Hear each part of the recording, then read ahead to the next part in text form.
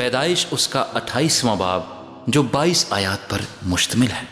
تب اسحاق نے یعقوب کو بلایا اور اسے دعا دی اور اسے تاکید کی کہ تو کنانی لڑکیوں میں سے کسی سے بیاہ نہ کرنا۔ تو اٹھ کر فدان ارام کو اپنے نانا بتویل کے گھر جا اور وہاں سے اپنے ماموں لابن کی بیٹیوں میں سے ایک کو بیاہ لا، اور قادر مطلق خدا تجھے برکت بخشے اور تجھے برومند کرے اور بڑھائے کہ تجھ سے قوموں کے جتھے پیدا ہوں،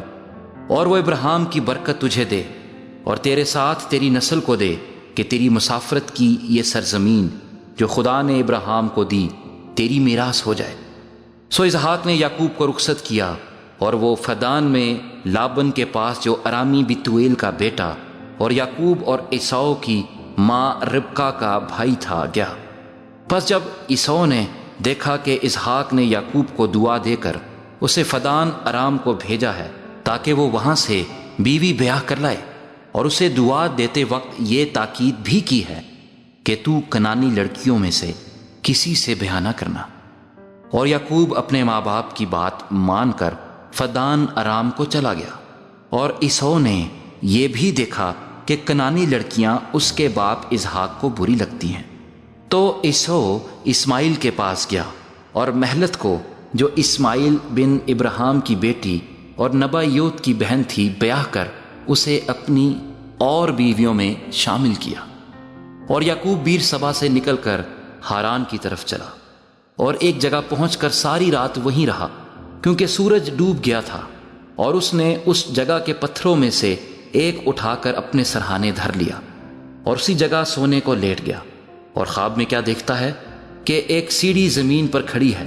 اور اس کا سرا آسمان تک پہنچا ہوا ہے، اور خدا کے فرشتے اس پر سے چڑھتے اترتے ہیں، اور خداوند اس کے اوپر کھڑا کہہ رہا ہے کہ میں خداوند تیرے باپ ابراہیم کا خدا اور اسحاق کا خدا ہوں،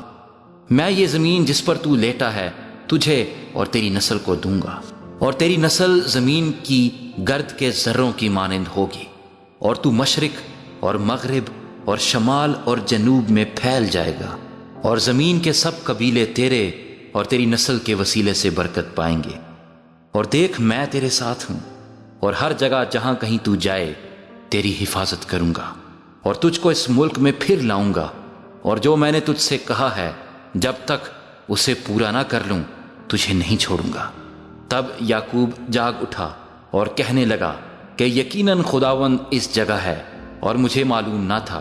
اور اس نے ڈر کر کہا یہ کیسی بھیانک جگہ ہے، سو یہ خدا کے گھر اور آسمان کے آستانے کے سوا اور کچھ نہ ہوگا۔ اور یعقوب صبح سویرے اٹھا اور اس پتھر کو جسے اس نے اپنے سرہانے دھرا تھا لے کر ستون کی طرح کھڑا کیا اور اس کے سرے پر تیل ڈالا، اور اس جگہ کا نام بیتیل رکھا،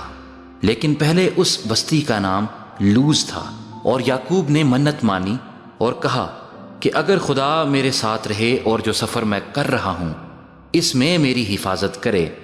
اور مجھے کھانے کو روٹی اور پہننے کو کپڑا دیتا رہے، اور میں اپنے باپ کے گھر سلامت لوٹ آؤں، تو خداوند میرا خدا ہوگا، اور یہ پتھر جو میں نے ستون سا کھڑا کیا ہے خدا کا گھر ہوگا، اور جو کچھ تو مجھے دے اس کا 10واں حصہ ضرور ہی تجھے دیا کروں گا۔